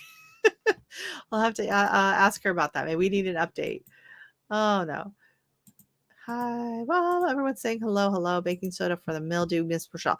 That is what I read online for the downy mildew. Yeah, downy mildew, and I believe it's also supposed to be good for blight. So I want to start spraying those with that probably weekly. Yeah, no one talks about it. Nobody talks about it, but it just hits my gag reaction so bad. I remember when I was a kid, my dad went and bought this like all natural toothpaste. It was like Tom's of Maine, and we used a lot of like natural toothpaste and baking soda toothpaste growing up, and sometimes we'd just brush our teeth with baking soda and whatever, a little baking soda and hydrogen peroxide, whatever. But he bought one that had neem oil in it, and I started brushing my teeth, and I literally just started like, yeah. And it was disgusting, and I'm traumatized. I don't know if it was an allergic reaction or just, I don't know what it was, but I was just like, absolutely not. I'm never touching or getting close to neem again. I heard about peroxide as well. It's been a lot harder to find it. Peroxide, especially ever since the big C, it's a lot harder to find it. It's just not as available. Costco used to carry it in the cases, and now you kind of have to buy it online or whatever, so it's harder to get a hold of. But maybe I'll try like baking soda one day and then peroxide another day or something. Just kind of try both of them and see if I can't knock it out of the thing. Yes, thank you very much, Bunky. Hey, LP, welcome in. How are you? For the peroxide, Miss Nikki, Daddy typed it in. Oh. Well, thank you, Bunky's daddy. We appreciate that. No, it was in the toothpaste. It was a toothpaste that came with neem oil. It had neem in the toothpaste. No, we used to brush our teeth with baking soda and hydrogen peroxide. Just mix it up in a little bit of a bowl and brush your teeth with it. Jesse. He's on a roll tonight. Ay. What side of the ox do you prefer? But do you find the purr? Ay. Yeah, no, I wouldn't. I don't know like what it was Tom's of Maine neem toothpaste or whatever. Do not recommend. Now Tom's of Maine is going to come after me. I am sorry. Your deodorant sucks too, just so you know. All natural deodorants do not work unless you don't go anywhere or leave your couch all day. But yeah, if you're working construction, nope. We got one at Costco, and I cannot remember the brand, but it is bergamot and lime, and it's like an all natural deodorant. It smells amazing. Like, it smells so good. It works. My husband was like, I think it actually makes you stink worse. Like, your pits are fine, and then you put that on, and then like it does not help. As soon as you start, like, the combination of perspiration with bergamot and lime is terrible. But sometimes I will use it. Yeah, exactly. 10-10, don't recommend. Yeah. Sometimes I use it with my other one. So I'll use my regular deodorant and then I'll put that on because it smells so good and I like the smell of it. Or sometimes I'll put it on. I will use it like if I take a shower right before I go to bed, then I'll just put that one on because it smells good and I'm not too worried about, I'm just sleeping. It's not going to get too nasty there. But yeah, I wish it would work. I would really like to get away from some of the other things that are in the deodorant. But when you're working construction and you're, you can't go to work and be stinky, right? Speaking of today, oh my gosh, we went to do this job and it was funny because we're coming through town, right? And you're winding through all these streets and all these subdivisions and everything. And we get to this one street and I was just like, what is that smell? Like, it was just a super strong smell of manure. And my husband's like, I guess there must be a farm somewhere around here, right? And so it was on the other side of town. And so we go in the house and we look out in the backyard and it's like they have like a small backyard and a fence. And it's just like farm, silos, corn, cows, everything. I was like, that explains the smell. Got it. No problem. So yeah. And then they were like, so it wasn't very warm out and we were doing a repair on the ceiling in there. And the lady was like, do you want me to open the window? Are you guys, is it warm in here? Whatever. Do you want me to open the window? And we're both like, no, we're good. We're good. I'm good. You don't need to open the window. I mean, I know if you're on a farm and whatever, you go to a farm, you kind of get used to it and you're expecting it, but I was not in the mood for that today. So fortunately, you didn't smell it in the house at all with the air conditioning on. So that was good. But yeah, it was just kind of funny. It was just like, I wonder if there's a farm around here. Oh my God, yes. There was like acres and acres and acres of farm right outside the window. It used to be like that here, just behind on the other side of the railroad tracks. It was all farmland when we first moved here. And there would be days where it's like you couldn't even hardly be out in the back. They'd be spraying the fields and stuff. It would be really, really strong. But you can still smell it on some days because the farmland's not that far, but it is farther than it was before. It's probably pushed back about a kilometer or so distance. So you definitely can still get whiffs of it on certain days, but it's definitely not as bad as it was. So I don't know if everyone just got really quiet or my chat froze up. Let me go check and pull up the, I think I have the other chat on my other, where is that? Where the other chat? No, I didn't want to open TikTok. Nope. You have a very smart daddy. Aw. You guys have a great little channel over there. I think it's so cute how you're all working together and the whole family vibe going on. Yeah, I'm going to have to pop out I had a pop out on my chat. I don't know where it went because it seems to be kind of logging. And then I can't, like, I know before sometimes I will see comments on YouTube before I see it on Facebook. So, I mean, not Facebook, StreamYard. I'm starting to forget what I'm talking about. Here we go. Oh, I hear the kid just got home. It must be on. Okay, so it's just slow. Everyone's just chilling. Okay, no problem. I just was like, it did totally freeze. Am I ignoring everybody? No worries. No worries. Oh, sounds like the kid's home. It's starting to get dark out. But I can hear her friends walked her home. So she's not allowed to, she's supposed to be home before dark. And if she's staying out after dark, she has to. Oh, look at this. This is scary. Bum, bum, bum. Oh, it's not working. What? That's weird. Then she has to like have them walk her home or whatever. I don't like her walking home by herself in the dark. I just don't trust people driving. People are idiots out there on the roads, especially here in Brampton. They're not paying attention. They're on their phones. They're doing U-turns. Like, do you guys have U-turns everywhere? Like, every time I go somewhere, just going to the store, I will see like 2 or 3 people doing U-turns, and it drives me nuts, especially if they do it and block my turn. I missed my light because they were waiting to do a U-turn. No, you can go and turn around and come back like a normal person. Enough with these U-turns. But I know in some places like in Florida and whatever, they have like the big median down the middle of the road. And so it's designed for U-turns. But here, no, that's not. I blame Google, because I think Google puts it in sometimes the directions. They will have you do a U-turn. And it's like, no. See, yeah, I see comments coming in over here. Yeah, I don't mind if they're allowed, but it's just there's certain places where it's just I don't mind if you do it if you don't hold up traffic. But if you have to hold up live traffic in order to do a U-turn, or heaven forbid you can't make it in one go and you have to do a 3-point turn with traffic stopped both ways because you can't figure out how to do a U-turn properly, then that's what I have a problem with, is the annoying U-turns. And also the really, really bad driving that you see in the driving schools.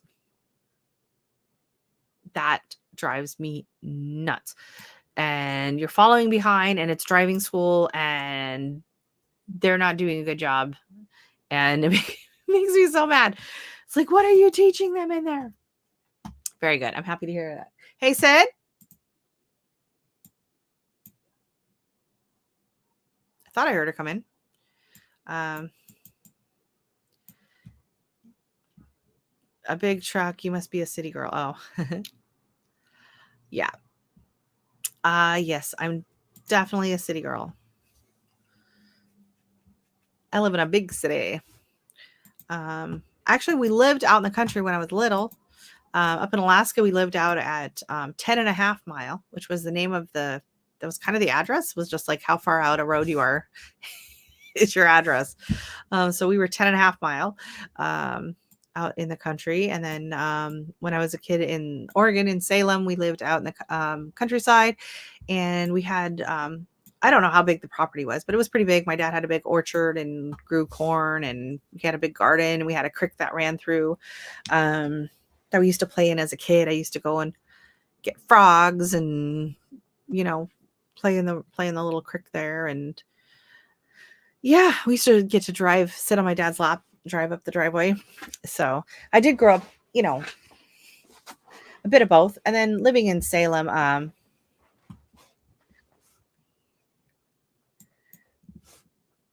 for some reason I had to, oh, and it's not showing up yet here. Nope. There we go. I had to approve this. Apparently someone thought this was offensive. Oh, it's called banging a Yui. So if that's if you do a good job or a bad job on it. That could go either way. Yeah. but now I live in like this. Well, I mean, I'm in the suburbs, but it's,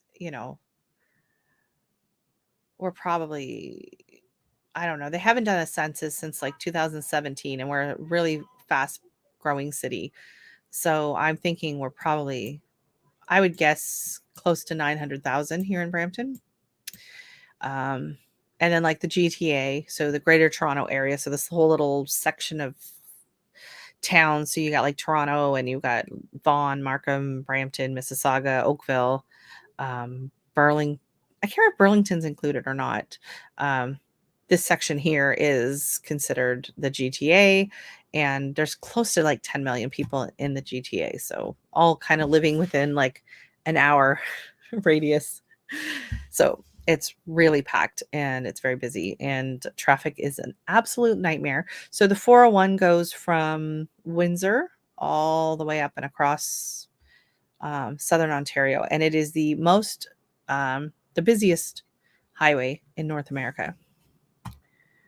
And oh my God, it can be bad. I'm like, Mayfield, what is... There's a street called Mayfield just up the road. I was like, what are you talking about? But you're talking to Mayfield Ranch. That makes sense. It doesn't matter. So either way, a good Yui or a bad Yui. No, I kind of admire a good Yui. Like when someone's, they do it fast and it's right in front of cars, but they make it and they don't hold anybody up, and it really wasn't dangerous. And I'm like, man, you gotta, that takes some balls to do that. Yeah.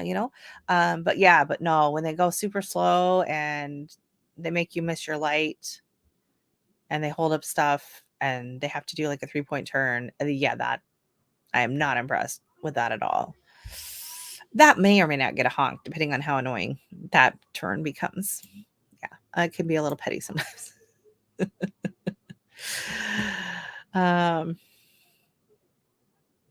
It's amusing in Boston. Oh yeah. Boston probably has, it's a pretty big city, right? So they probably have some terrible, terrible drivers there as well. So, and then I was thinking, actually, the more I look at these, I was kind of thinking of maybe making one to go with my houses. Hey, kiddo. Yeah, I was wondering, could you bring in the swimsuit I made? Yeah, the one I made you. I was going to show them. Is it in the basement? You can't go get it? It's too far. The basement's so far. Ooh, the camera was having fun keeping up on that light change. Thank you. She's going to go get it. I'm going to show you the swimsuit I made. Irony European Streets. Tiny. Is that supposed to be tiny? The streets here, fortunately, are, downtown Toronto, they can get really tight and narrow. But in here, yeah, that makes more sense. It's laid out pretty well. And it's actually, I feel like they've done a fairly decent job of kind of like the whole GTA was like actually mapped out, and it's like in a grid. So like, one of the main streets is Dundas, and it goes from like, you can go through 5 or 6 towns on Dundas. So, it's going east to west. And then there's, the longest street in North America is Yonge Street. And it goes all the way from, thank you. Why is it wet? Oh, the swimsuit feels wet. Making sure it's not wet. Okay. So here's the swimsuit I was talking about. So here. It was to her very specific specifications. I don't know if that's a good idea. No,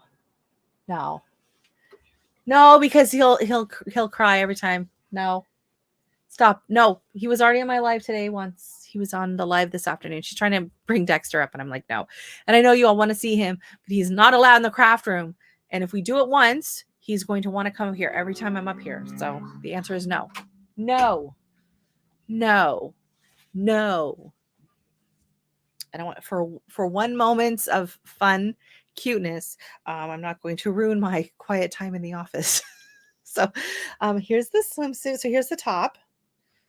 So the top is pretty basic. It's just a little top, and it's got nice wide straps and then the nice wide band that kind of has a little scrunching action on it. And then the bottom, which are all inside out because they just came out of the wash. Here's the skirt. So, okay, I'm going to turn it this side. Oh, it's still inside out. Hold on. Oh my God, it's all tangled up. Oh my gosh. Oh my gosh, the string is all tangled up. Hold on. Oh no. It got all twisted up. I'll undo it. It's coming. It's coming. Hopefully it didn't ruin it. It is all jammed up in there. There we go. Okay, so here's the skirt. So the bottoms are just the solid blue. And then the skirt has a ruffle. And then it's very hard to see in this fabric on film, but you can see it in person. And the camera, the light. So it has these strings that hang down, and it's got this little, is that going to adjust? Yeah, it's got these little peace symbol charms. We took off of another swimsuit that didn't fit anymore. So it kind of has like, it's in like a little casing so that when you, so it kind of ruches it up. It gives it a little bit of like a ruching ruffle or whatever. So that was the swimsuit that I stayed up till 10 o'clock on Saturday night making so she could wear. It's for my Barbie doll. Good night, Nikki. Have a great night. Thank you so much for coming in and hanging out. You have to log out to Miss. Oh, thank you so much. Good night, ladies. Have a good night. Time for bed, I'm assuming. Yeah, so I was really happy with how it turned out. That's the thing. Sewing for teens is very, very different. So when she was little and I would sew something for her, she didn't care what it was. She loved it. And then she started to get picky. And I used to do a lot of what's it called? Pattern testing. So I had different companies that would be like, okay, we need people to test the sizes and test the instructions and all this and that for the different patterns. And so at first I would just pick anything, sure. And then all of a sudden, I made her a couple of things and she was like, I'll wear them for the pictures, but I'm not wearing this. So then it became, okay, well, I'm not going to spend my time and fabric on stuff that she's not going to wear. So then I would, when they would put out a tester call, I would post a picture and be like, what about this? And she's like, nope, absolutely not. So I was like, okay. So it's a win every time, as a mom of a teen tween, that you can find a pattern that she likes and fabric that she likes. Oh my God, she's picking through. So I have, here we go. Let's see.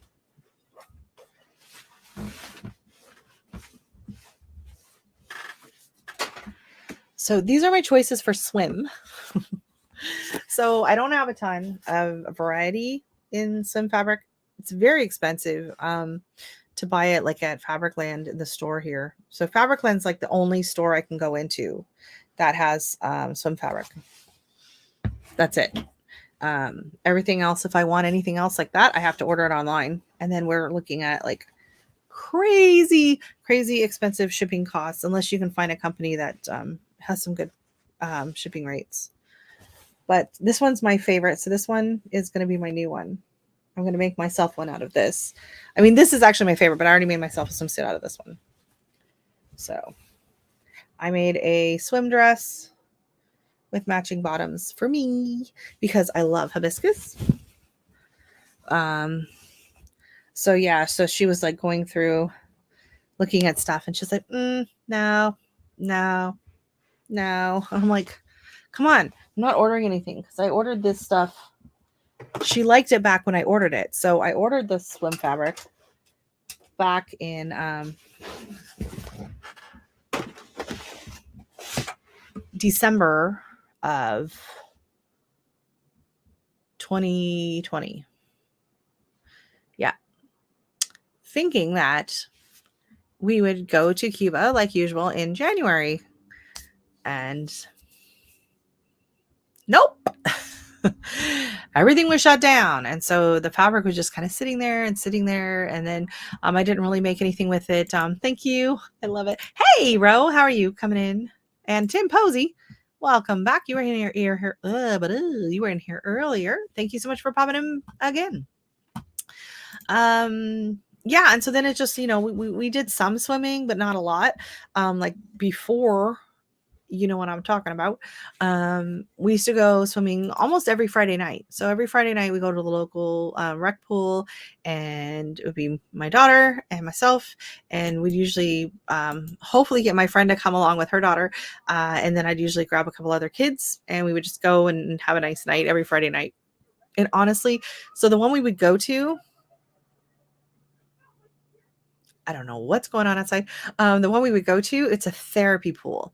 And so the pool is kept at 82 degrees. And let me tell you, when it's freezing cold, like minus 20 outside, and there's like 2 feet of snow on the ground, you go in and it's like all windows, and you can just see all the snow piled up outside the window. And then you sink into this like 82-degree water. Oh, it was heaven. I loved it. It was great. And so we used to have a lot of fun with that, but then they shut all of that down. Like the pools weren't even open.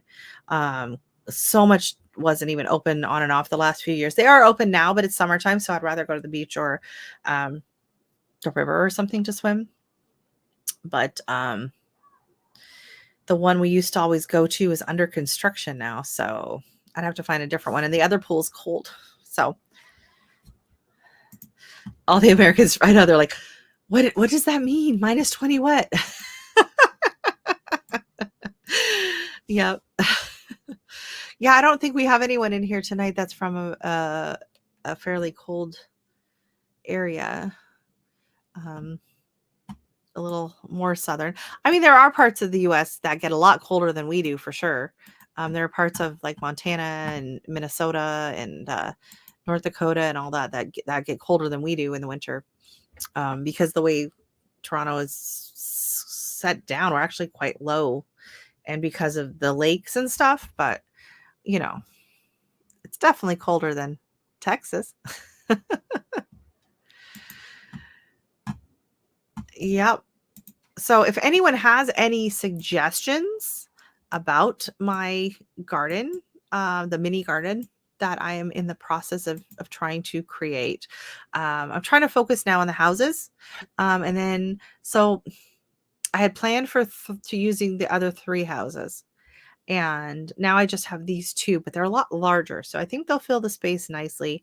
My neighbor said that she has a storefront one, like a house, but I don't know what the scale is. So if it's a similar scale, we might be doing a storefront one as well. If not, I'll just be doing the 2, and then I will be kind of landscaping around them, and then, adding pieces to it over time. I'm going to tell myself, I don't have to do it all at once. So I can add to it over time, little benches, little things like that, that I'd like to probably make myself, just because I like doing that, unless I find like a really good deal on it somewhere. I love a good deal.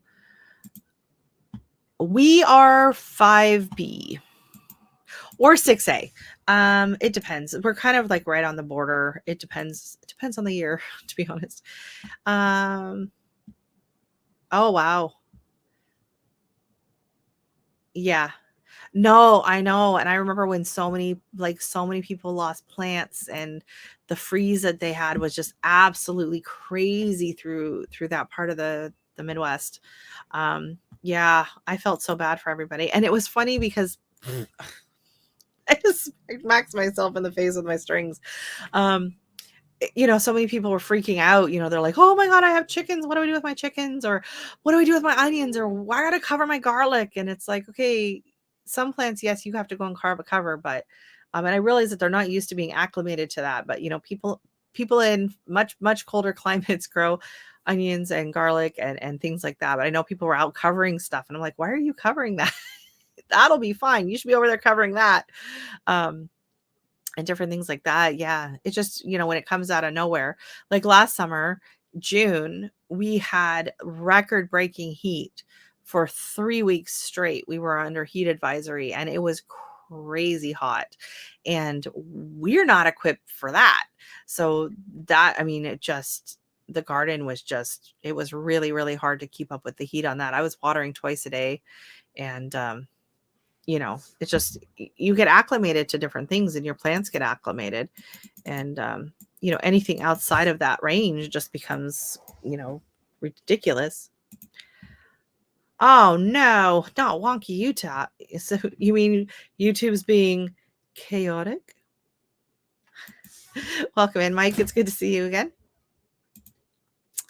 So yeah, if anyone has any suggestions, or if you know of any websites that are cheap, not that one Jesse posted earlier, that place is expensive, but I have gone on there and I do enjoy the fairy gardens. I'm not into, like, my aesthetic is not so much the like the mushroomy, gnomey, woodlandy garden stuff. I'm more into miniature, like regular stuff, if that makes sense. It's hard to explain. So I think the fairy garden stuff is cute, and I have some of it, but that's just not really the look I'm going for. My daughter wanted it to be very cottagey one. Oh my God, we watched this lady. She took one of those plastic playhouses and she covered it with air dry clay, and it actually looked really cool. And she just did it like looked like little cobblestones. She just took little balls of it and put it on and smushed it on, and it actually looked like a little stone house. But she had trouble with it cracking and different things. So I was like, yeah, no, I don't want to deal with that, especially if it's going to be outside, because then you'd have to really worry about sealing it and all that. But indoors or whatever, it was a really cool idea. But then she painted it horribly. Oh my God, she went and painted it all these horrible bright, like, it looks so pretty, just the like beigey taupe color that she chose, just the creamy color of the clay. And then she just went and just painted all these horrible bright colors all over it. I was just like, she ruined it.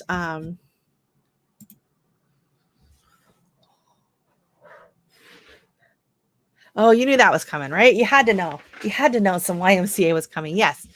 Miniature village people. Yeah. So more realistic. I guess that's what I'm trying to say. More realistic, like the garden trains. So I know everyone's going to go home after my live tonight, and you're all going to be Googling garden trains, and you're going to be watching garden trains all weekend. So you're welcome.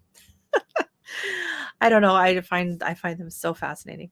My daughter just rolls her eyes. I was like, oh. And then I'm talking to my mom, and she's, in the retirement home, and they watch different things on TV or whatever. And I was like, you guys would love this there. Like, you would love it. And some of it is so scenic. So they have some like all in Europe, and they have different countries, and they're just very scenic, and it's just absolutely beautiful seeing the plants from down below or whatever. I wanted dinosaurs and skeletons. My wife brought squirrels and gnomes, but I found I've seen the drunk gnomes. That's pretty cute. Yeah, I'm not really, I mean, gnomes are okay. It's just, they're not my thing. Like, they're fine for other people. They're not really my thing. But yeah, I think we're gonna have fun decorating these. So I'm not like gonna paint them and turn them into like haunted houses. I don't think. I'm saying that now. But I think more like decorate like you would. Yes, cab view. It's called cab view. Yeah. Oh my goodness, 1980, we had 100 days straight that were over 100, hottest ever, and high humidity. Oh yeah. Yeah, we can get very, very humid. It's actually not been as humid this year either.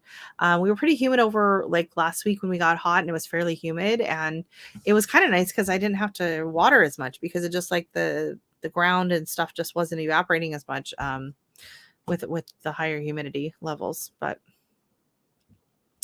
yes, and then build one. Content. Think of it as content, and then it'll be a write-off. And you have good weather for it. You won't have to worry about the snow and all of that. Although the plow is pretty cool. The snow plow is pretty cool. And the puppy was funny because he was kind of running across the guy's the tracks. I was like, oh, yikes. But yeah, I would love to have one in the front yard. But honestly, I mean, it's just really not big enough.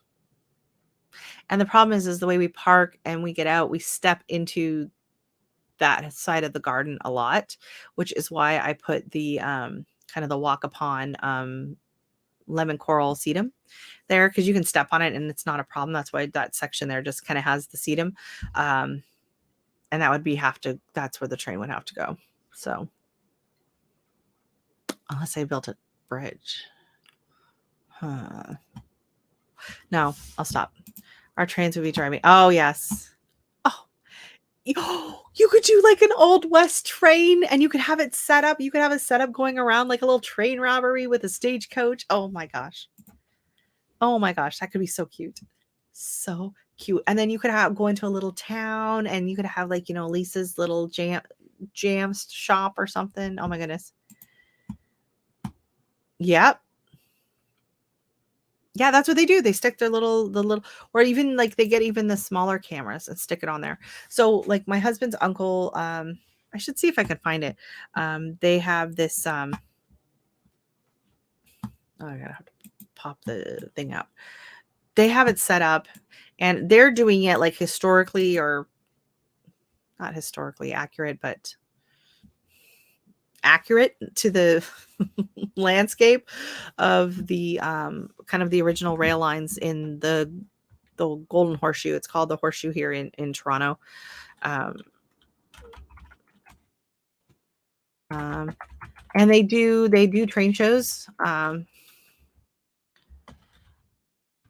They do train shows. Oh yeah, no model railway. Oh, screen just went black. Oops. Got too many things open. And actually, it was kind of interesting. So my dad's cousin just posted on Facebook that her father my uncle had passed away 5 years ago, and she was just now getting around to clearing out a lot of his stuff. And apparently, he had a number of like large model trains in his basement. And let me see. That's the Hamilton Ancaster. Nope, that's not the right one. And so she was looking to sell it. She's like, I'm finally ready to sell it. He's got a lot of stuff here and everything. And she lives in San Jose, California. And so she was like, here's a list of what I have. I don't know, and she's you could tell she was kind of stressed out. She didn't know how to get rid of this stuff now that she'd had for so long there. And so I messaged her and I said, okay, by the way, I have a friend on Facebook who used to live in Salem. Like he was a landscaper, and he used to work for my dad. He worked at the properties my dad managed. He was a landscaper there, and we known him for years. And he retired and moved to California. He's just outside of Fresno, and he owns an antique store called Trains and More. Antiques, Trains and More.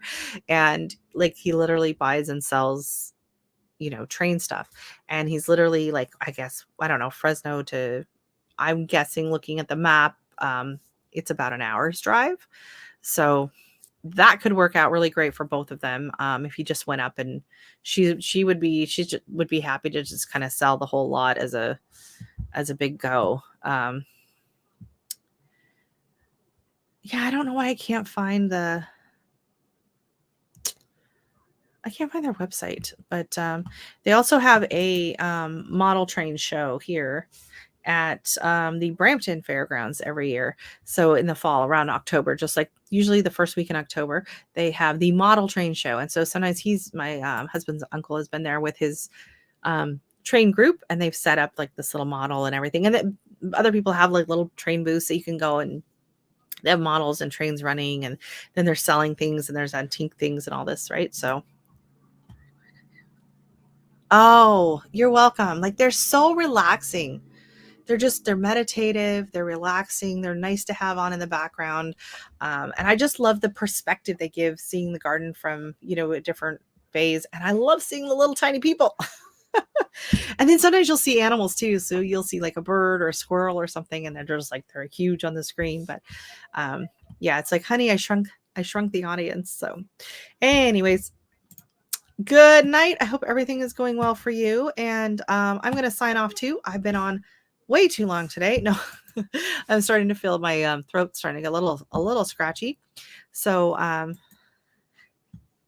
I know when I go over there, so it's funny. So we'll go over there for like Thanksgiving or Christmas or whatever, and he's always asked my husband, "Do you want to come down?" My husband loves like gadgets. He's not into the whole train thing, but he loves gadgets and electronics and stuff. So they'll sit there and talk about all the little parts and the fuses and everything and parts to buy on AliExpress and whatever. And then I'm supposed to be upstairs with the women, whatever. I'm just like, I want to go see the trains. So I always go down and sneak down and check out the trains because I'm actually more interested. I love them. I think they're great. Thank you. That's a great idea. That or maybe a shot of whiskey. I don't know. Oh, kidding. Now what is she showing? Yeah, antique. Oh, yeah, and there's outdoor trains and there's ones where you can ride them, which is super cool. Apparently Nicole mentions they have one of those. So if you go visit Nicole in Nova Scotia, go ride on a train there. Thank you. I'm really hoping the 2 lives are going to help, and I'm going to be putting out quite a few more videos this next week coming up too. Hopefully I'm going to be doing my pickling video. I'm going to be pickling a cucumber salad. So not canning, this is all refrigerator stuff. So cucumber salad, stuffed hot cherry peppers, and what was the other one? Oh, I was going to do some mango. And I think I had another one. I'm not sure. Yeah, I've been bouncing around that 100. It's just, it goes up and it goes down. It goes up and it goes down. For like the last 2 weeks, I've been stuck at like 100 watch hours. So I don't know if something's going on at YouTube. I don't know what's going on, but it's frustrating. And it's like, come on. I gotta get there.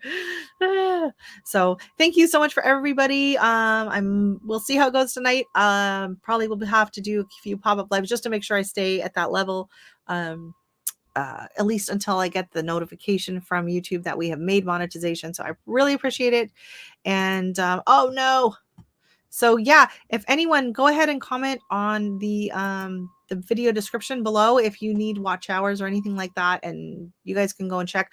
I know Jesse and Lisa are in need of watch hours, so I've been running their stuff. And I'm running Indiana Backyard Gardener. She still needs some hours. And now we got Nicole is going to need some hours. So we will be sharing the love. And I thank you so much, everybody, for your continued love and support. And I'm going to say goodnight. And I'm going to pop on over for a little bit and go visit Monica and Eric over at Bland's Promised Land Ranch because she's finally back. Poor Eric has been holding down the fort, and I'm sure he's going to be whining all about it. So we might have to go back and watch the first half where he's complaining about all the stuff he had to do while she was gone, which I'm sure is going on. But yeah, go if you still have time and you're not ready to go to bed yet and you still want to hide from your family. Go do a love raid over at Bland's Promised Land Ranch. And I'm sure Jesse's going to drop the link, right? Right, Jesse? Drop the link. Drop the link. He's getting it. He's getting there. He's getting there. So anyways, everybody, thank you so much. And boom, there it is. The Mod Father in action. You saw it here, folks. You saw it here.